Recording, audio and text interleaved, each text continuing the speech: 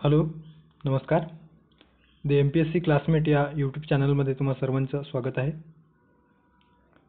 MPSC daily PYQs analysis आपण जी सुरू केलेलं आहे, ज्यामध्ये आपण आपल्या टेलिग्राम चॅनलवर जी छोटीशी बॅच लॉन्च केलेली आहे, ज्याच्यात आपण आयोगाने विचारलेले मागील वर्षातील प्रश्न किमान 10 प्रश्न आपण दररोज त्या बॅचच्या त्या टेलिग्राम चॅनलवर आपण पोस्ट करतो आहोत आणि विषयनिहाय आपण ते प्रश्न पोस्ट करतो आहोत. सो डेली स्वरूपात एकंदरीत आपला उपक्रम येणाऱ्या कंबाईंड पूर्वपरीक्षा त्याचप्रमाणे राज्यसेवा पूर्वपरीक्षेच्या दृष्टीने आपण ते सुरू केलेलं आहे. ओके, सो या ठिकाणी डे 32 ओके, सो 32व्या दिवशी जे काही प्रश्न आपण या दिवसात सामान्य विज्ञान अंतर्गत एकंदरीत प्रश्नांची 5वी सिरीज आपण त्या ठिकाणी पोस्ट केलेले होते, ते सविस्तर आपण या ठिकाणी डिस्कस करणार आहोत. ओके, सो सुरू करूयात.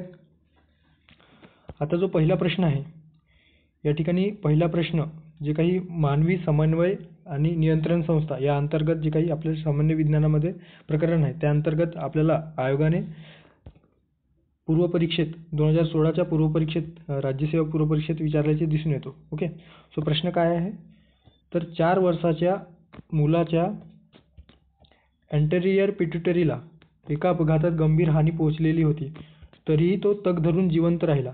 सो त्याला काय होऊ शकते असा एकंदरीत प्रश्न आहे. ओके, आता जिवंत त्याला अँटेरियर पिट्युटरीला गंभीर हानी झाली आहे किंवा गंभीर हानी पोहोचलेली आहे, अशा वेळेस तरी तो जिवंत राहिला तर त्याच्या शरीरामध्ये किंवा त्याच्या बदल काय पद्धतीने होऊ शकतो, अशा पद्धतीने या ठिकाणी प्रश्न विचारण्यात आलेला आहे. ओके, पर्याय बघितलं तर आपल्याला काय दिसून येतो तर थायरॉक्सिन कमी प्रमाणात स्त्रवण्यात येईल. दुसरा आहे स्पर्मॅटोजेनेसिस उत्तेजित होणार नाही. तिसरा आहे मुलांच्या उंचीची वाढ खुंटीत होईल. चौथा आहे मॅमरी ग्लँडची वाढ उत्तेजित होईल. सो कुठले पर्याय योग्य आहेत. तत्पूर्वी आपल्याला जे काही आपली जी काही पिट्युटरी ग्लँड आहे, ओके, पिट्युटरी ग्रंथी ज्याला आपण मराठीत पिट्युटरी ग्रंथी म्हणतो आहोत. ओके, सो आपण मराठीत त्याला पण पियुसिका ग्रंथी म्हणतो. ओके, पिट्युटरी ग्लँड आपण इंग्लिशमध्ये म्हणतो. सो त्याच्यामध्ये त्या संदर्भाने आपल्याला बेसिक इन्फॉर्मेशन माहिती असणे अपेक्षित आहे. सो या ठिकाणी जे काही पिट्युटरी ग्लँड संदर्भात दिलेलं आहे त्याच्यामध्ये दिसून येतो की आपल्या शरीरातील लहान एक अंतस्त्रावी अवयव किंवा ग्रंथी म्हणून हे कार्य करत असते. ओके, शरीरातील अनेक जे काही महत्त्वपूर्ण कार्य आहेत त्या या पिट्युटरी ग्लँडच्या माध्यमातून जे इतर हार्मोन्स आहेत ते रिलीज आणि प्रतिबंध करण्याच्या माध्यमातून म्हणजे एकंदरीत नियंत्रण करण्याचे कार्य या पिट्युटरी ग्लँडच्या माध्यमातून होत असतो. ओके, ज्या पियुषिका ग्रंथी आपण म्हणतो. सो यालाच मास्टर ग्लँड ओके किंवा मास्टर ग्रंथी अशा पद्धतीने देखील संबोधले जातोय, हे देखील लक्षात ठेवा. का मास्टर ग्रंथी म्हणून संबोधले जातो तर जे काही शरीरातील इतर अवयव आहेत आणि त्या अवयव संदर्भात वेगवेगळे जे हार्मोन्स रिलीज होतात त्यांना प्रतिबंध करण्यासाठी, ओके, त्यांचे काही रिलीज बंद करण्यासाठी किंवा रिलीज दडपण्यासाठी आणि ते रिलीज होण्यासाठी प्रोत्साहन देण्यासाठी जी काही ग्रंथी जबाबदार असते ते या पिट्युटरी ग्रंथी जे असतात ते जबाबदार असतात. ओके, म्हणून यालाच मास्टर ग्रंथी म्हणून ओळखले जातो आहे.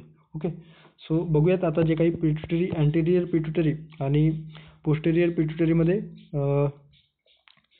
कशाचा समावेश होतो. ओके, सो एकंदरीत जर त्याचे आपण एक्झॅक्ट लोकेशन एक्झॅक्ट स्थान बघितलं तर आपल्याला काय दिसून येतो, जो आपला काही मेंदू आहे, सो मेंदूच्या दक्षिणेकडील म्हणजे खालच्या पार्टमध्ये आणि विशेषतः हायपोथॅलमस नावाचा जो काही ग्लँड आहे त्याच्या खालती आपल्याला पिट्युटरी ग्लँड दिसून येतो आहे. ओके, याच्यामध्ये 2 पार्टमध्ये हे जे काही पिट्युटरी ग्लँड्स आहे त्याचे डिव्हिजन झालेलं आहे. एक आहे अँटेरियर पिट्युटरी आणि दुसरा आहे posterior pituitary. Okay, so anterior पिट्युटरीच्या माध्यमातून कुठले हार्मोन रिलीज होतात आणि पोस्टेरियर पिट्युटरीच्या माध्यमातून कुठले हार्मोन रिलीज होतात ते देखील आपल्याला माहिती असणे अपेक्षित आहे.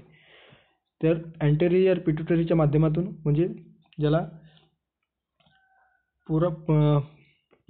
पूर्ववृत्त ग्रंथी अशा पद्धतीने अँटेरियर पिट्युटरीला म्हटलं जातं. ओके, सो या ठिकाणी आपल्याला थायरॉइड स्टिम्युलेटिंग हार्मोन, त्यानंतर आहे ॲड्रेनोकॉर्टिकोट्रॉपिन, ओके, ॲड्रेनोकॉर्टिकोट्रॉपिन हार्मोन, ओके, ACTH, त्यानंतर आहे प्रोलॅक्टिन, त्यानंतर आहे ग्रोथ हार्मोन GH, त्यानंतर आहे gonadotropin hormone, okay, follicle stimulating hormone आणि ल्युटेनायझिंग स्टिम्युलेटिंग हार्मोन अशा पद्धतीने.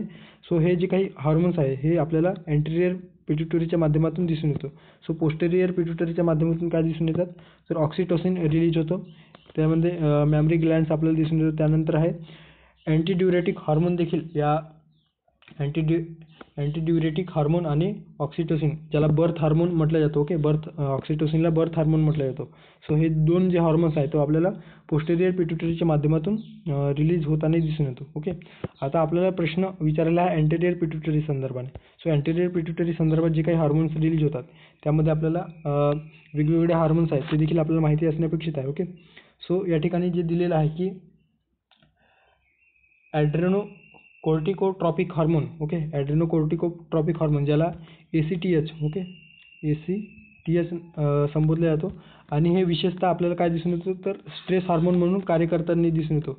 जे काही अधिवृक्त ग्रंथींना उत्तेजित करण्याचे काम हे ॲड्रेनोकोर्टिकोट्रॉपिक हार्मोन्स करत असतात. ओके, सो जे काही आपले किडनीच्या वर ॲड्रिनल ग्लँड असतात त्याला नियंत्रित करण्याचे काम किंवा त्याच्यावर ते उत्तेजित करण्याचे काम त्यांना अशा पद्धतीने या हार्मोनच्या माध्यमातून होतो आहे. त्यानंतर वाढ संप्रेरक, ओके, ज्याला ग्रोथ हार्मोन म्हटलं जातं. Okay, GH. सो हे ग्रोथ हार्मोन हे विशेषतः आपलं काही आपले शरीरातील टिश्यू आणि हाडांच्या वाढीस तसेच चरबीचे विघटन करण्यास उत्तेजित करण्याचे कार्य करते. एकंदरीतच काय, ते जे काही आपले टिश्यू आहे बॉडीमधील जो काही हाडे आपल्याला दिसून येतात त्याच्यामध्ये वाढीस कारणीभूत असणारे जे काही हार्मोन्स आहेत ते या ग्रोथ हार्मोन्समुळे होतो आहे. आणि एकंदरीतच यावर आयोगाने हे जे प्रश्न विचारलेले ते या ग्रोथ हार्मोन संदर्भाने आहे. ओके, सो एकंदरीत फिजिकल काय बदल होऊ शकतो. ओके, सो या ठिकाणी आपण जे पर्याय बघितले त्याच्यामध्ये थायरॉक्सिन कमी प्रमाणात स्त्रवण्यात होईल, नंतर स्पर्मॅटोजेनेसिस उत्तेजित होणार नाही आणि मुलांच्या उंचीची वाढ खुंटीत होईल. सो हे जे काही तिसरा जो पर्याय आहे तो या ठिकाणी योग्य पर्याय असणार आहे. ओके, कारण तिसरा जो पर्याय आहे त्याच्यामध्ये फिजिकल स्ट्रक्चर कशा पद्धतीने बदल होईल या संदर्भाने बोलले जातो आहे. सो ग्रोथ हार्मोन कमी प्रमाणात स्त्रवला तर मुलांच्या उंचीमध्ये जो काही बदल आहे किंवा उंचीची वाढ व्यवस्थित होणार नाही. ओके, सो हेच या जे काही प्रश्नाचे आन्सर आपल्याला देता येईल. ओके, सो पर्याय क्रमांक तिसरा योग्य पर्याय असणार आहे. ओके, आता खालती जे काही उरलेले आहेत त्याच्यामध्ये ल्युटिनायझिंग हार्मोन्स LH हे विशेषतः पुरुषांमध्ये लैंगिक संप्रेरक टेस्टोस्टेरॉन आणि स्त्रियांमध्ये इस्ट्रोजन आणि प्रोजेस्टेरॉन सोडण्यासाठी आणि विशेषतः गोनेट्स ग्लँड आहेत. ओके, सो त्या संदर्भाने या गोनेट्स ग्लँडला उत्तेजित करण्याचे कार्य या ल्युटिनायझिंग हार्मोनच्या माध्यमातून होतो आहे. त्यानंतर फॉलिक स्टिम्युलेटिंग हार्मोन हे जे काही शुक्राणुपेशी आणि ओरी पेशी, ओके, सो यांना उत्पादन करण्यात आणि या ठिकाणी जे दिलेलं आहे की स्पर्मॅटोजेनेसिस उत्तेजित होणार नाही. सो स्पर्मॅटोजेनेसिस उत्तेजित होणार नाही अशा पद्धतीने जे काही आहे ते या फॉलिक स्टिम्युलेटिंग हार्मोनच्या माध्यमातून स्पर्मॅटोजेनेसिस आणि स्त्रियांमध्ये जे काही ओरी संदर्भात जी काही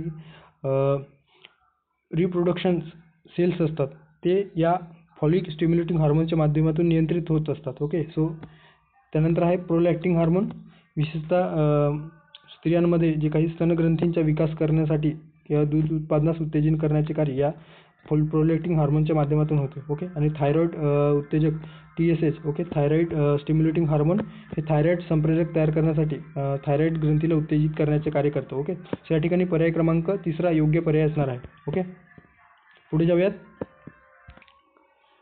सो या ठिकाणी दुसरा प्रश्न आहे,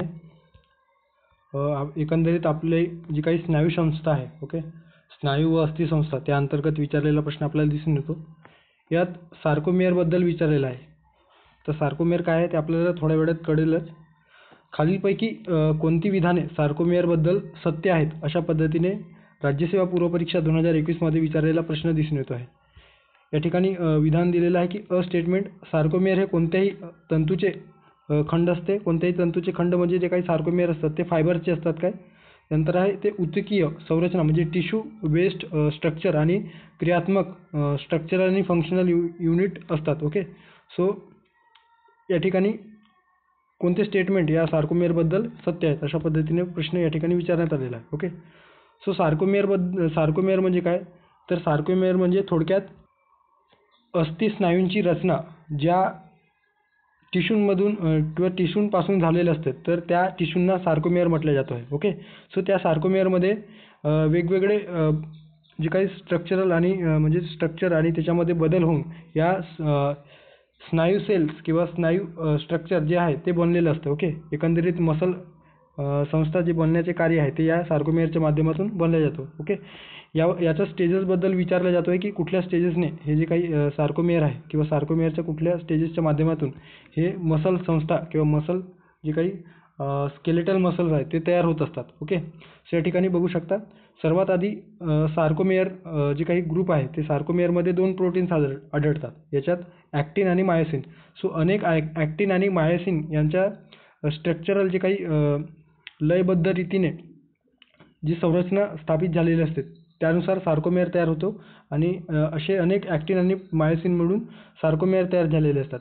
आणि अनेक सार्कोमेअर तयार होऊन अनेक सार्कोमेअर एकत्रित आल्याच्या नंतर मायोफायब्रिल नावाचा जो काही हे टिश्यू आहे. ओके. सो मायोफायब्रिल नावाचा जो काही घटक आहे तो तयार झालेला असतो. त्यानंतर अनेक मायोफायब्रिल येऊन मसल फायबर तयार होतात. ओके. सो अनेक मसल फायबर जे आहेत ते मसल फायबर अनेक मायोफायब्रिल होऊन तयार होतात. त्यानंतर अनेक मसल फायबर एकत्र येऊन फॅसिकल्स तयार करतात. ओके. सो ज्याला स्नायुगुच्छ म्हटलं जातो. सो फॅसिकल तयार करण्याचे कार्य या अनेक मसल फायबरच्या माध्यमातून होतो आणि अनेक फॅसिकल्स तयार झाल्याच्या नंतर मसल तयार होतो. ओके.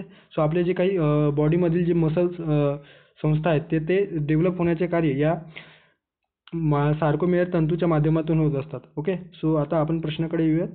आता जे विचारलेले की सार्कोमेअर कोणतेही तंतूचे खंड आहेत. ओके. सो हे बरोबर आहे. आपल्याला विशेषतः ज्यावेळेस आपण टिश्यूचा विचार करतो आपल्या बॉडीमध्ये स्नायूसंस्था तर त्यामध्ये अनेक जे फायबर्स आहेत, अनेक जे ॲक्टिन आणि मायोसिन प्रोटीन्सने बनलेले जे काही फायबर्स आहेत ते आपल्याला सार्कोमेअर तंतूचे दिसून येतात. ओके. सार्कोमेअर फायबर म्हणून दिसून येतात. सो पहिलं जे स्टेटमेंट आहे ते या ठिकाणी बरोबर असणार आहे. त्यानंतर ते उत्तकीय संरचना. उत्तकीय संरचना म्हणजे काय तर जे काही टिश्यू स्ट्रक्चर आहे तर त्यांचा स्ट्रक्चर कशा टिश्यू बेस्ड असतो की सेल बेस्ड असतो तर ते आपल्याला उत्तकीय संरचना दिसून येतं आणि ते एकंदरीत जे काही आपली स्नायूपेशी आहे ते स्नायूचे क्रियात्मक स्नायूसंस्था आहे त्या क्रियात्मक भागाचे कार्य ते करत असतात. ओके. एकंदरीतच म्हणूनच त्यांना सार्कोमेअरला काय म्हटलं जातं तर शरीराचे रचनात्मक व कार्यात्मक ज्या पद्धतीने पेशी आपल्याला स्ट्रक्चर आणि फंक्शनल युनिट म्हणून कार्य करत असतो त्याच पद्धतीने स्नायूतंतूंचे रचनात्मक आणि कार्यात्मक संस्था किंवा कार्यात्मक घटक म्हणून हे जे काही सार्कोमेअर आहे त्यांना संबोधले जातो आहे. ओके. सो या ठिकाणी दोन्ही स्टेटमेंट या ठिकाणी बरोबर असणार आहे. ओके. अ आणि ब. आता ॲडिशनल इन्फॉर्मेशन या ठिकाणी दिलेलं आहे ज्यात सार्कोमेअर हे स्नायू फायबरचे मूलभूत संकुचित एकक आहे. ओके. म्हणजे आपल्या शरीरातील जी स्नायूसंस्था आहेत त्यांना संकुचित आणि प्रसरण करण्याचे कार्य या सार्कोमेअर तंतूच्या माध्यमातून होत असतात आणि विशेषतः जे काही ॲक्टिन आणि मायोसिन हे विशिष्ट स्ट्रक्चरने ते जोडलेले असतात त्याच्या माध्यमातून हे जे काही स्नायू संस्था आहे ते डेव्हलप झालेले असतात. ओके. सो याला ऊतीचे सर्वात लहान कार्यात्मक युनिट म्हणून देखील ओळखले जातो आहे. ओके. यामध्ये 2 मुख्य जे काही प्रथिने आहेत प्रोटीन्स आहेत त्या ॲक्टिन आणि मायोसिन दिसून येतात. ओके. जे स्नायूच्या आकुंचनासाठी विशेष जबाबदार किंवा सक्रियपणे कार्य करत असतात. आता जी काही स्नायूंचे जे काही आकुंचन आणि प्रसरणाची जी सिद्धांत आहे किंवा जी थिअरी आहे त्याला स्लायडिंग फिलामेंट थिअरी म्हटलं जातं आहे. ओके. आयोगाने यावर देखील प्रश्न विचारलेला आहे. सो हे देखील लक्षात ठेवा. आता स्लायडिंग फिलामेंट थिअरी किंवा स्लायडिंग फिलामेंट मॉडेल कोणी डेव्हलप केलेलं आहे तर ह्यू हॅक्सले आणि जीन हॅन्सन या शास्त्रज्ञांनी 1954 मध्ये जी काही फिलामेंट थिअरी आहे ते डेव्हलप केल्याचे दिसून येतं. ओके. सो हे देखील तुम्ही लक्षात ठेवू शकता. सो पर्याय क्रमांक 3 योग्य पर्याय असणार आहे. त्यानंतर पुढचा क्वेश्चन आहे गॅम्बियन तापाचे प्रमुख लक्षण खालीलपैकी कोणते आहे अशा एकंदरीत आरोग्य संदर्भाने आपल्याला प्रश्न दिसून येतो. ओके. सो गॅम्बियन तापाचे जे प्रमुख लक्षण आहेत. ओके. या ठिकाणी जे काही कीवर्ड्स आहेत ते आपण हायलाईट करणे गरजेचं आहे. सो प्रमुख लक्षण विचारलेलं आहे डोकेदुखी, हगवण, डायरिया, निद्रानाश. सो कुठले लक्षण या गॅम्बियन तापाचे संदर्भात दिसून येतो. ओके. सो गॅम्बियन तापालाच गॅम्बियन ताप कशामुळे होतो तर पश्चिम आफ्रिकन ट्रायपॅनोसोमायसिस नावाचा जो काही परजीवी आहे या परजीवीच्या माध्यमातून हे जे काही गॅम्बियन ताप आहे ओके ते दिसून येतो आणि त्याला स्लीपिंग सिकनेस म्हटलं जातो. Okay. African sleeping sickness. So जी काही परजीवी आहेत ओके पॅरासाईट ट्रायपॅनोसोमा ब्रुसेई गॅम्बियन्स आणि ट्रायपॅनोसोमा ब्रुसेई रोडेसियन्स अशा पद्धतीने या 2 पॅरासाईटमुळे आफ्रिकन ट्रायपॅनोसोमायसिस नावाचा आजार आपल्याला दिसून येतो आणि या आजारामुळेच आपल्याला गॅम्बियन तापाचे किंवा यालाच गॅम्बियन ताप किंवा गॅम्बियन डिझीज देखील म्हटलं जातो आहे. ओके. सो याचे जे काही प्रमुख लक्षण आहे ते प्रमुख लक्षणांमध्ये आपल्याला काय दिसून येतं तर जो काही सुरुवातीला जी काही लक्षणे आढळून येतात ज्याला हेमोलिम्फ टप्पा म्हटला जातो, हेमोलिम्फ स्टेज, ज्यामध्ये आपल्याला ताप, अधूनमधून ताप येणे, तीव्र डोकेदुखी, ओके, हे जे काही प्रमुख लक्षणे आहेत, ओके, अधूनमधून ताप येणे आणि तीव्र डोकेदुखी हे या तापाचे प्रमुख लक्षण दिसून येतं. त्यानंतर आहे सांधेदुखी, खाज सुटणे, अशक्तपणा जाणवणे, अस्वस्थता वाटणे, त्यानंतर आहे थकवा आणि शरीरात म्हणजे वजन कमी होणे. अशा पद्धतीने या गॅम्बियन तापाचे लक्षण दिसून येतात. ओके, आणि जे काही गॅम्बियन ताप आहे किंवा आफ्रिकन स्लीपिंग सिकनेस आहे ते वेक्टर कोणत्या माशीद्वारे ते जे काही पॅरासाईट आहेत ते वाहून नेले जातात, तर सेसे नावाची जी काही माशी आहे त्याद्वारे जे काही गॅम्बियन तापाचे जे काही वेक्टर्स आहेत, ओके, जे काही पॅरासाईट आहेत ते नेले जातात. सो हे देखील तुम्ही लक्षात ठेवा, यावर देखील आयोगाने प्रश्न विचारलेला आहे. ओके, सो अशा पद्धतीने याचे जे काही प्रमुख लक्षण आहेत तर पर्याय क्रमांक पहिला योग्य पर्याय असणार आहे. पुढे जाऊयात.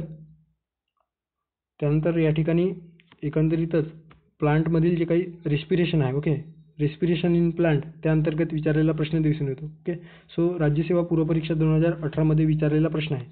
यात काय विचारलेलं आहे की सुक्रोजचे एरोबिक ऑक्सिडेशन होऊन अधिकतम, ओके, मॅक्सिमम किती ATP तयार होतात असा एकंदरीत प्रश्न विचारलेला आहे. ओके, सो जी काही आपण सेल्युलर रिस्पिरेशन बघतो त्याच्यामध्ये जी काही सुक्रोज जो अंतिम घटक असतो, जो विशेषतः ग्लायकोलिसिस प्रक्रिया, त्यानंतर क्रेब सायकल आणि क्रेब सायकलच्या नंतर इलेक्ट्रॉन ट्रान्सपोर्ट सिस्टममध्ये जो काही फ्रुक्टोज आणि ग्लुकोज याच्यापासून जो सुक्रोज तयार झालेले असतात, सो या सुक्रोजच्या माध्यमातून एरोबिक ऑक्सिडेशन होऊन किती अधिकतम ATP तयार होतात अशा पद्धतीने या ठिकाणी प्रश्न विचारलेला आहे. ओके, पर्याय दिलेला आहे 37, 44, 60 की 50. ओके, आता जी काही सेल्युलर रेस्पिरेशन आहे, सो सेल्युलर रेस्पिरेशन आपल्याला 3 स्टेजेसमध्ये दिसून येतात. ओके, ग्लायकोलायसिस, त्यानंतर आहे क्रेब सायकल आणि इलेक्ट्रॉन ट्रान्सपोर्ट सिस्टम. ओके, या ETS म्हटलं जातो. सो ग्लायकोलायसिस प्रक्रिया, त्यानंतर आहे क्रेब सायकल आणि इलेक्ट्रॉन ट्रान्सपोर्ट सिस्टम.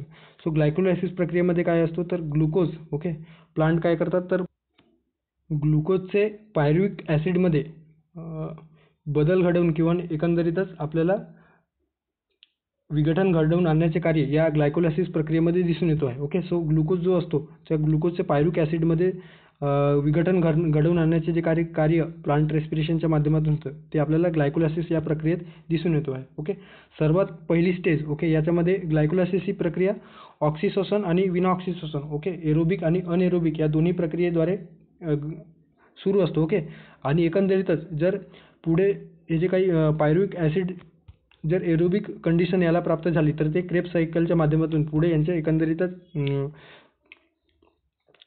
प्रवास जो असतो तो सुरू असतो आणि एकंदरीत ATP मध्ये शेवटच्या क्षणापर्यंत ATP मध्ये रूपांतर होऊन जे काही प्लांट्स आहेत ते आपली जी काही एनर्जी आहे ते ATPच्या स्वरूपात साठवत असतात आणि या रेस्पिरेशनच्या माध्यमातून एनर्जी प्राप्त करीत असतात. ओके, सो तुम्ही या संदर्भाने गुगल देखील करू शकता किंवा यूट्यूबवर वगैरे जे इतर तज्ज्ञ व्यक्ती असतील त्यांनी प्लांट रेस्पिरेशन संदर्भात दिलेलं असेल तर त्या ठिकाणी देखील तुम्ही बघू शकता. ओके, सो क्रेब चक्र तंतुकणिकेमध्ये घडून येतात. ओके, अच्छा, या ठिकाणी जो काही ग्लायकोलायसिस प्रक्रिया आहे हे आपल्याला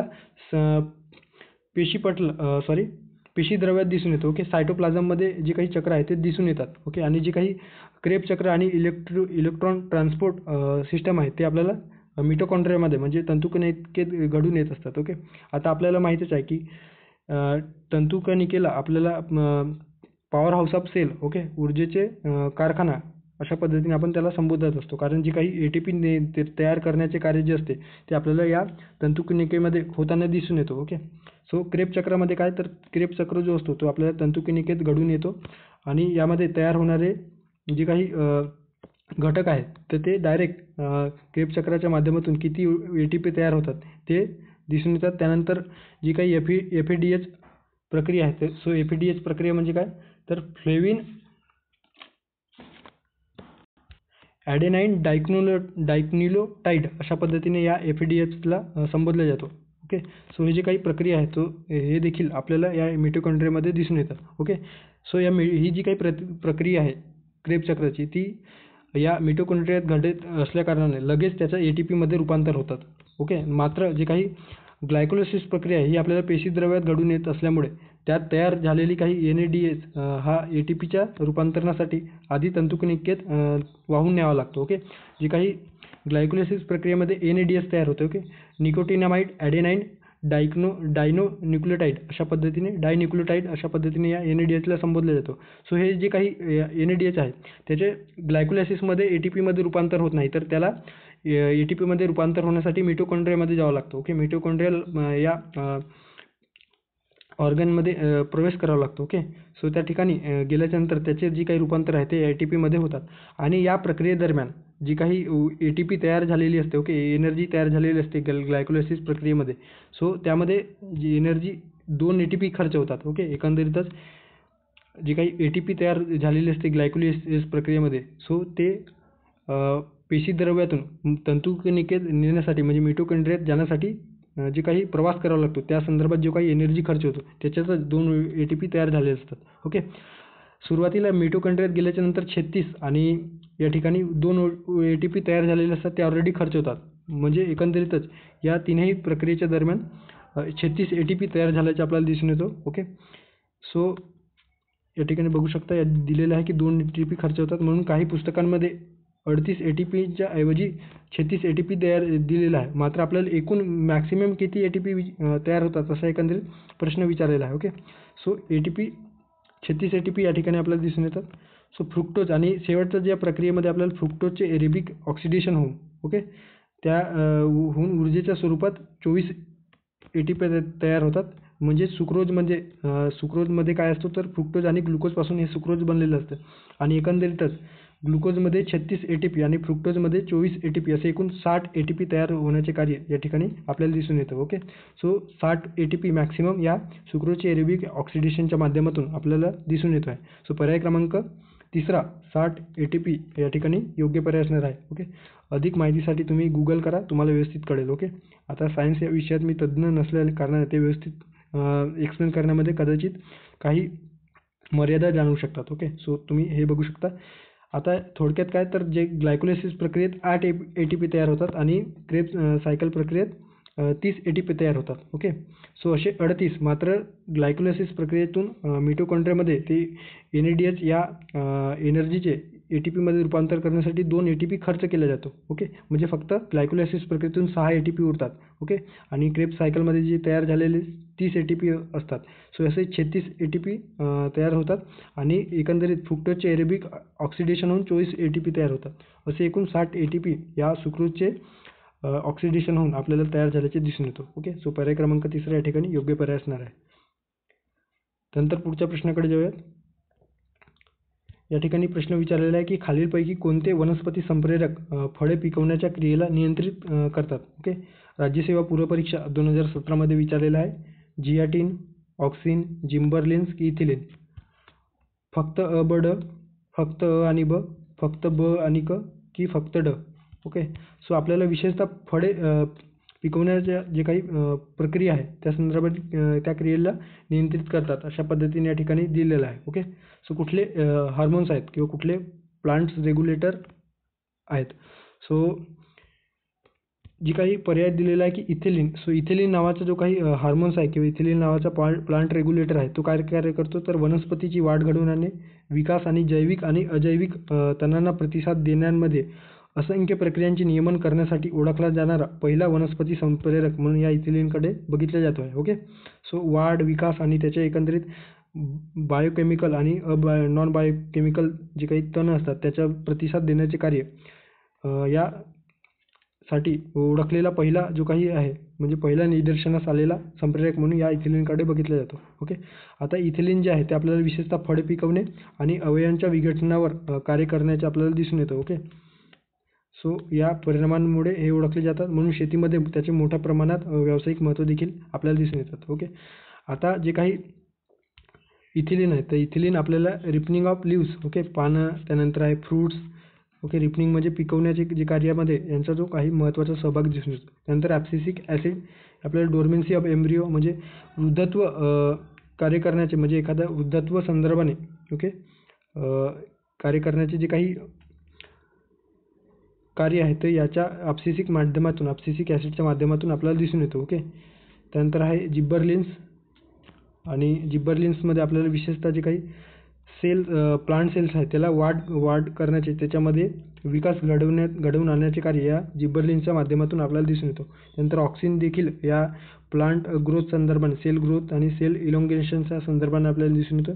आणि सायटोकायनिन विशेषतः सेल डिव्हिजनसाठी, ओके, पेशी विभाजनासाठी महत्त्वपूर्ण कार्य प्लांट्समध्ये आपल्याला दिसून येतो. ओके, सो या संदर्भाने हे एक चार्ट आहे. हे चार्ट जरी तुम्ही लक्षात ठेवला तरी मोर दॅन सफिशियंट आहे असं आपण म्हणू शकतो. ओके, या ठिकाणी ऑक्सिन, जिबरलिन्स, सायटोकायनिन, इथिलीन आणि ॲब्सिसिक ॲसिड दिलेला आहे. ओके, सो याचे वेगवेगळे फंक्शन दिलेले आहे की प्रमोशन ऑफ सेल इलॉंगेशन, म्हणजे सेलमध्ये, पेशीमध्ये वाढ घडवून आणण्याचे कार्य कोणकोणते हार्मोन्स करतात, तर आपल्याला ऑक्सिन आणि जिबरलिन्स दिसून येतो. ओके, त्यानंतर आहे सेल डिव्हिजन आणि सेलमध्ये वाढ. ओके, सेल इलॉंगेशन म्हणजे काय, तर जे काही पेशींची लांबी आहे ते लांबी वाढवण्याचे कार्य या ऑक्सिन आणि जिबरलिन्सच्या माध्यमातून होतो. मात्र सेलमध्ये वाढ आणि डिव्हिजन, सेल विभाजन म्हणजे पेशी विभाजनाचे जे कार्य आहे ते कोणते हार्मोन करतात, तर ऑक्सिन करतो आहे. ओके, परत जिबरलिन्स करतो आणि सायटोकायनिन्स देखील करतो आहे. ओके, त्यानंतर आहे जर्मिनेशन. ओके, सीड जर्मिनेशन म्हणजे जे काही आपण जमिनीत बी पेरल्याच्या नंतर ते सुरुवातीला ज्या पद्धतीने त्याच्या म्हणजे मुळं किंवा रूट्स डेव्हलप व्हायला जे कार्य करतं त्यासाठी कुठला हार्मोन्स कार्य म्हणजे जबाबदार आहे किंवा रिस्पॉन्सिबल आहे, तर आपल्याला जिबरलिन्स दिसून येतो. ओके, सो जिबरलिन्सच्या माध्यमातून सीड जर्मिनेशनचे कार्य आपल्याला दिसून येतं. त्यानंतर आहे फळे पिकवण्याच्या कार्यात आपल्याला इथिलीन नावाचा जो काही संप्रेरक आहे ते आपल्याला दिसून येतो.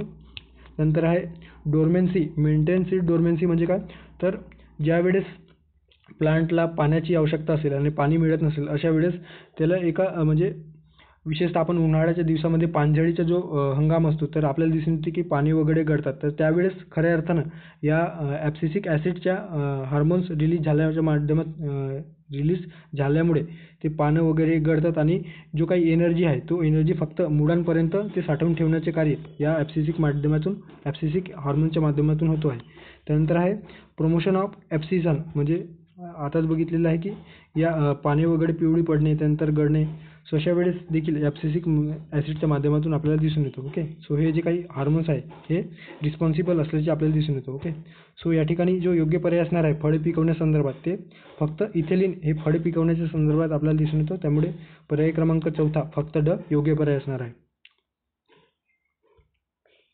त्यानंतर पुढचा प्रश्न आहे, द्विविभाजनासाठी अमिबा पेशीला किंवा अमिबाला किती जनक पेशी आवश्यकता असते. ओके, एकंदरीतच द्विविभाजन. ओके, सो ज्याला फिजन म्हटलं जातो, फिजन किंवा विखंडन प्रक्रियेत. ओके, सो या विभाजनासाठी अमिबा या ऑर्गॅनिझमला किती जनक पेशींची आवश्यकता असतो असा एकंदरीत प्रश्न आहे. 3, 2, 1 की 0. ओके, सो या ठिकाणी बघू शकता अमिबा हा एक पेशीय जीव आपल्याला दिसून येतो आणि द्विखंड विभाजनासाठी किंवा द्विविभाजन विखंडनाच्या प्रक्रियेद्वारे ते अलैंगिक पुनरुत्पादन घडवून आणतं. ओके, असेक्शुअल पद्धतीने ते आपल्यामध्ये रिप्रोडक्शन घडवून आणण्याचे कार्य करत असतो. आता या प्रक्रियेत मूळ म्हणजे एक अमिबा पेशी हे 2 डॉटर पेशीमध्ये विभागली जातात. अशा पद्धतीने एकाचे 2 मध्ये रिप्रोड्यूस होण्याचे कार्य या अमिबा पेशीच्या माध्यमातून केलं जातं. ओके, सो या ठिकाणी मूळ जे काही जनक पेशी असते किंवा पॅरेंट अमिबा असते तो एक असतो. ओके, सो या ठिकाणी किती जनक पेशी असतात अशा पद्धतीने दिलेलं आहे. सो पर्याय क्रमांक 3 एक जनक पेशी असतात. या इमेजमध्ये देखील तुम्ही बघू शकता एक पॅरेंट अमिबापासून वेगवेगळ्या process through elongation of nucleus, त्यानंतर डिव्हिजन ऑफ न्यूक्लियस अँड सायटोप्लाझमच्या माध्यमातून 2 जनक पेशीमध्ये आपल्याला 2 डॉटर सेल्समध्ये डेव्हलप झाल्याचे आपल्याला किंवा रिप्रोड्यूस झाल्याचे दिसून येतं. ओके, सो अशा पद्धतीने या द्विविभाजन विखंडन प्रक्रियेद्वारे हे अमिबाचे विभाजन होत असतो. ओके, आता सर्वात प्रथम अमिबा हा जो काही जीव आहे तो कोणी शोधला, तर जो काही त्या संदर्भाने पहिला अहवाल किंवा पहिला जो काही माहिती आहे ते 18व्या शतकात सापडल्याचे आपल्याला दिसून येतो. August Johann Rosel von Rosenhof. Okay, नाव किती लांब आहे तुम्ही बघू शकता. August Johann Rosel von Rosenhof या नावाचे जे काही जर्मन निसर्गशास्त्रज्ञ होते. ओके, नॅचरलिस्ट, यांनी अमिबा ही जी काही ऑर्गॅनिझम आहे ते शोधून काढले आणि त्या संदर्भाने सविस्तर माहिती 1758 मध्ये त्यांनी जो काही अहवाल प्रसिद्ध केलेला होता त्यामध्ये दिसून येतो आहे. ओके, अमिबा हे आपल्याला विषाणू किंवा जीवाणू नसतो, तर का नसतो तर जीवाणूमध्ये न्यूक्लियस नसतो. ओके, जीवाणू किंवा विषाणूमध्ये आपल्याला न्यूक्लियस दिसून येत नाही, तर अमिबामध्ये आपल्याला न्यूक्लियस दिसून येतो. ओके, या ठिकाणी न्यूक्लियस डेव्हलप झालेला आहे. सो त्यामुळे हे दोन्ही कॅटेगरीमध्ये समाविष्ट न करता ते एक प्रकारचे एकपेशीय जीव म्हणून संबोधले जातो आहे. ओके, सो अशा पद्धतीने या ठिकाणी योग्य पर्याय असणार आहे. एक जनक पेशीपासून 2 पेशी विभाजन किंवा 2 डॉटर सेल डेव्हलप झाल्याचे दिसून येतो. त्यानंतर पुढचा प्रश्न आहे, डॅश डॅश हे सूक्ष्मजीव एकद्दल पेशीमध्ये वनस्पती पेशींमध्ये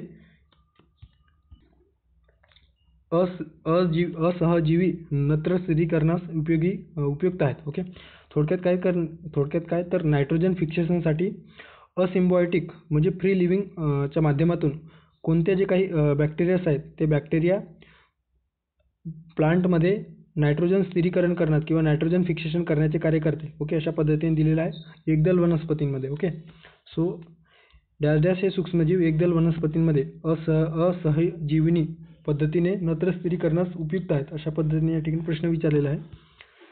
पहिला पर्याय आहे ॲझिटोबॅक्टर, रायझोबियम, वरीलपैकी दोन्ही नाही. ओके, आता नायट्रोजन फिक्सेशन संदर्भात या ठिकाणी थोडक्यात एक चार्ट दिलेला आहे. या चार्ट माध्यमातून हे जे चार्ट आहे ते बायजूस या वेबसाईटवरून घेण्यात आलेलं आहे. सो अबायोटिक आणि बायोटिक अशा 2 पद्धतीने, ओके, अबायोटिक म्हणजे अजैविक पद्धतीने आणि जैविक पद्धतीने अशा 2 पद्धतीने नायट्रोजन फिक्सेशन होत असतो. अजैविक पद्धतीने म्हणजे ॲटमॉस्फेरिक माध्यमातून, म्हणजे जे ॲटमॉस्फेरिक बदल घडून येतात ज्यामध्ये थंडर्स, ओके, वादळ आणि इलेक्ट्रिक डिस्चार्जच्या माध्यमातून जे काही नायट्रोजन थेट पडत असतो त्या माध्यमातून देखील नायट्रोजन फिक्सेशन होत असतात. ओके, आणि बायोटिकच्या माध्यमातून फ्री लिव्हिंग म्हणजे असहजीविनी पद्धतीने आणि सिम्बायोटिक, ओके, म्हणजे सहजीवनी पद्धतीने हे घडून येत असतात. ओके, सो यामध्ये असहजीवनी पद्धतीने म्हणजे फ्री लिव्हिंगच्या माध्यमातून नायट्रोजन फिक्सेशन कोणकोणत्या बॅक्टेरियाच्या माध्यमातून होत असतात. सो त्यामध्ये आपल्याला एरोबिक बॅक्टेरिया, अनएरोबिक बॅक्टेरिया आणि ब्लू ग्रीन ॲल्गेच्या माध्यमातून आपल्याला हे जे काही फ्री लिव्हिंगच्या माध्यमातून नायट्रोजन फिक्सेशन होत असल्याचे दिसून येतो. ओके, सो या ठिकाणी एरोबिक बॅक्टेरियामध्ये ॲझिटोबॅक्टर जे काही जीवाणू आहेत, ओके, बॅक्टेरिया आहेत, ते या ॲझिटोबॅक्टरच्या माध्यमातून आपल्याला जो काही नायट्रोजन फिक्सेशन आहे प्लांटमध्ये तो दिसून येतो. ओके, आणि जे आपल्या पर्यायात विचारलेलं आहे की ॲझिटोबॅक्टर हे जे काही प्रश्नात दिलेलं पर्याय आहे ते योग्य पर्याय असणार आहे.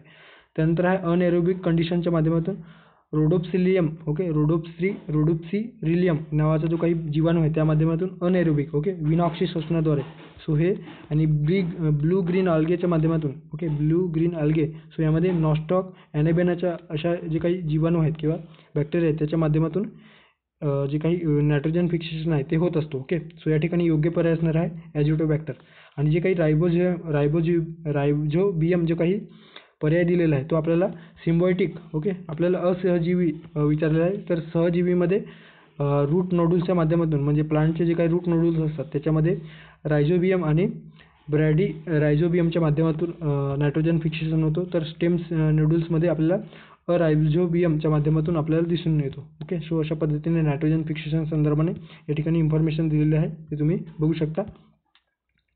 फ्री लिव्हिंगमधले ज्याला नॉन सिम्बायोटिक म्हटलं तर आणि नॉन फ्री लिव्हिंग म्हणजे सिम्बायोटिक रिलेशन असे 2 पद्धतीने नायट्रोजन फिक्सेशन होत असतो. ओके, सो एरोबिकमध्ये क्लोराबियम, क्रोमेटिनियम जे सिंथेटिकच्या माध्यमातून आणि बेजेरिंकिया आणि ॲझिटोबॅक्टर हे नॉन फोटोसिंथेटिकच्या माध्यमातून घडून येतात.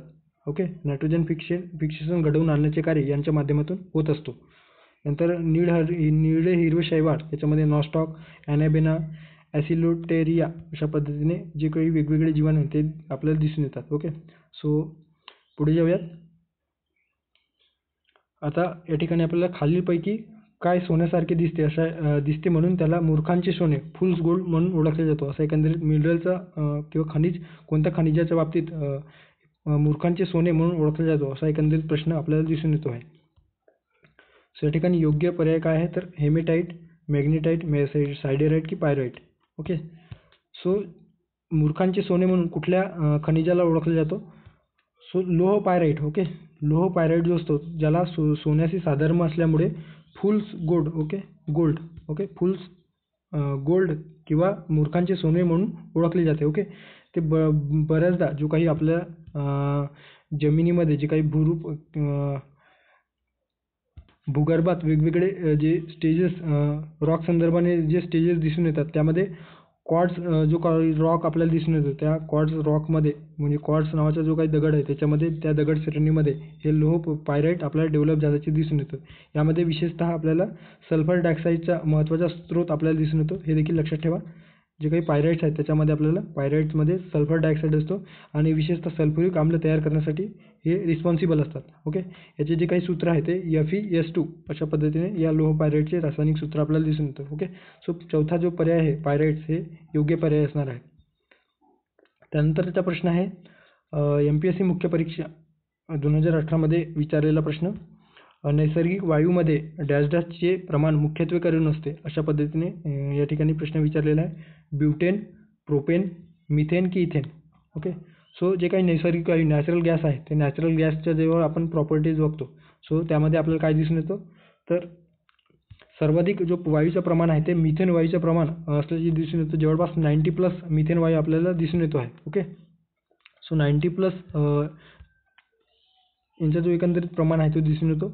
आता मिथेनचा जो काही फॉर्म्युला आहे CH4 याच्यामध्ये जो काही 98.63 अशा एकंदरीत त्याचा पर्सेंटेज आपल्याला नॅचरल गॅसमध्ये दिसून येतो. काही ठिकाणी 96 दिलेला आहे. सो सर्वाधिक जो काही प्रमाण आहे तो आपल्याला मिथेनच्या संदर्भात दिसून येतो. त्यानंतर आपल्याला कार्बन डायऑक्साईड त्यामध्ये जास्त प्रमाणात दिसून येतो आणि सर्वात कमी या आपल्या नॅचरल गॅसमध्ये कुठला प्रमाण असतो असा जर प्रश्न आला तर आपल्याला प्रोपेन या वायूचा सर्वात कमी प्रमाण आपल्याला दिसून येतो. 0.02% एवढा 2% एवढा जो काही नॅचरल गॅसमध्ये याचे जे काही कंपोनंट्स आहेत ते आपल्याला आढळून आल्याचे दिसून येतात. ओके, सो या ठिकाणी मुख्यत्वे कशाचे सर्वाधिक प्रमाण आहे तर मिथेन या वायूचे सर्वाधिक प्रमाण आपल्याला दिसून येतो. ओके, सो पर्याय क्रमांक 3 या ठिकाणी योग्य पर्याय असणार आहे. त्यानंतरचा प्रश्न आहे फिजिक्स संदर्भाने आपण एक प्रश्न ॲड केलेला होता. केमिस्ट्री संदर्भाने देखील आपण एक प्रश्न आणि जे बाकीचे जे प्रश्न आहेत ते बायोलॉजी संदर्भाने आपण या ठिकाणी विचारलेले होते. ओके, सो बघूयात प्रश्न. आता या ठिकाणी आपल्याला प्रश्न विचारलेला आहे राज्यसेवा पूर्वपरीक्षा 2017 मध्ये आणि हे जे प्रश्न आहे ते 21 मध्ये देखील रिपीट झालेला आहे. ओके, सो विशिष्ट वारंवारता असणारा एक ध्वनी तरंगाचा वेग 336 मीटर पर सेकंद असून त्याची जी काही तरंग लांबी आहे ती 300 सेंटीमीटर आहे. तर त्याचं एकंदरीत वारंवारता काढा अशा पद्धतीने आणि ती श्रवणीय असेल का अशा पद्धतीने या ठिकाणी प्रश्न विचारल्याचे दिसून येतो. ओके, सो एकंदरीतच कॅल्क्युलेशन बेस आणि मॅथमॅटिकल स्वरूपात हे आपल्याला आयोग प्रश्न विचारतो. ओके, दरवर्षी राज्यसेवा पूर्व परीक्षेमध्ये किमान 2 किंवा 3 प्रश्न अशा स्वरूपात आपल्याला दिसून येतात. ओके, सो या ठिकाणी ध्वनी तरंगाचा वेग किती दिलेला आहे 336 मीटर पर सेकंद. तरंग लांबी किती दिलेला आहे तर 3 सेंटीमीटर पर सेकंद आणि आपल्याला वारंवारता काढा आणि ते आपल्याला ऐकण्यास सक्षम असेल का अशा पद्धतीने दिलेलं आहे. ओके, सो बघूयात. आता आपल्याला ध्वनी तरंगाचा वेग दिलेला आहे, तरंग लांबी दिलेला आहे आणि वारंवारता विचारलेला आहे. एकंदरीत जेव्हा आपण फॉर्म्युल्याने जेव्हा आपण काढतो तर ते आपल्याला त्या संदर्भात फॉर्म्युला माहिती असणे अपेक्षित आहे. यामध्ये फॉर्म्युला काय दिलेला आहे तर ध्वनीचा वेग = वारंवारता इंटू तरंग लांबी. ओके, सो ध्वनीचा वेग बरोबर वारंवारता गुणिले तरंग लांबी. आता ध्वनीचा वेग आपण वेलोसिटी v संदर्भाने दर्शवतो. त्यानंतर आहे न्यू हा जो काही सिम्बॉल आहे तो आपण वारंवारते संदर्भात म्हणजेच फ्रिक्वेन्सी संदर्भाने आपण दर्शवतो आणि लॅम्बडा जो काही सिम्बॉल आहे तो आपण तरंग लांबी म्हणजे वेव्हलेंथ संदर्भाने आपल्याला दिसून येतो आहे. ओके, आपल्याला ध्वनीचा वेग दिलेला आहे, तरंग लांबी दिलेला आहे. सो आपल्याला वारंवारता काढायचा आहे. ओके, सो 336 जे काही ध्वनीचा वेग आहे सो ती न्यू इंटू 3 सेंटीमीटर. ओके, आता 3 सेंटीमीटरला आपल्याला आधी मीटरमध्ये कन्वर्ट करावं लागेल. सो 3 सेंटीमीटरचं मीटरमध्ये कन्वर्ट करण्यासाठी काय दिसून येतं तर 3 गुणिले 10 वजा वर्ग. ओके, अशा पद्धतीने मीटरमध्ये आपल्याला दिसून येतो. Okay, so 336 divided by 3 into 10 वजा 2 वर्ग असा जर आपण फॉर्म्युल्यामध्ये बसवला तर आपल्याला जी काही न्यू आहे म्हणजे जी काही वारंवारता आहे ते आपल्याला दिसून येईल. ओके, सो या ठिकाणी जर आपण भाग दिला तर 3 × 3 3 × 3 आणि 3 × 6 अशा पद्धतीने 112 याच्या वरती आपल्याला दिसून येतो आणि खालती 10 - 10 वर्ग अशा पद्धतीने दिसून येतो आणि ते वरती गेल्याच्या नंतर याला जर आपण वर केला 10⁻² जर आपण वर केला तर त्या आपल्याला काय दिसून येतं तर जे काही ती निगेटिव्हमध्ये आहे ते पॉझिटिव्हमध्ये जाईल. ओके, सो एकंदरीतच 112 गुणिले 10चा स्क्वेअर म्हणजेच जो याचा योग्य पर्याय असणार आहे तो 11,200 हर्ट्झ इतका आपल्याला एकंदरीतच जी काही वारंवारता आहे हे वारंवारता आपल्याला 11,200 हर्ट्झ इतका वारंवारता आपल्याला दिसून येतो. ओके. सो हे श्रवणीय असेल का? श्रवणीय असेल का? तर नक्कीच श्रवण क्षमता आपल्याला जी काही मानवाची जी श्रवण क्षमता आहे ती 20 हर्ट्झ ते 20,000 हर्ट्झपर्यंत आपण ऐकू शकतो. एखादा आवाज जो असतो तो 20 हर्ट्झ ते 20,000 हर्ट्झपर्यंत आपली जी क्षमता असते ती ऐकण्याची असते. सो या ठिकाणी 11,200 हर्ट्झ हे आपल्याला 20,000 हर्ट्झच्या आतमध्ये असल्या कारणाने आपल्याला ते श्रवणीय असेल. ओके. सो पर्याय क्रमांक चौथा 11,200 हर्ट्झ आणि ती श्रवणीय असेल का? तर ऑफकोर्स ती श्रवणीय असेल. ओके. सो अशा पद्धतीने पर्याय क्रमांक चौथा या ठिकाणी या प्रश्नाचा योग्य पर्याय आहे असं आपण म्हणू शकतो. ओके. सो 10 प्रश्न आपण जे आपल्या टेलिग्राम चॅनलवर जी काही PYQ बॅच सुरू केलेली आहे त्या संदर्भाने आपण पोस्ट केलेलं आहे. ओके. त्या संदर्भाने माहिती देखील या ठिकाणी त्या बॅच संदर्भाने दिलेली आहे, ते तुम्ही वाचू शकता. जर बॅच जॉईन करायची असेल तर सध्या 50 विद्यार्थ्यांसाठी 30% सवलत देखील आपण देत आहोत. ओके. त्या संदर्भाने माहिती या ठिकाणी दिलेली आहे. तुम्ही नक्कीच या चॅनलला व्हिजिट करा. तुम्हाला त्या संदर्भाने सगळी इन्फॉर्मेशन उपलब्ध होईल. ओके. सो भेटूया पुढच्या एका नवीन व्हिडिओमध्ये. थँक्यू. धन्यवाद.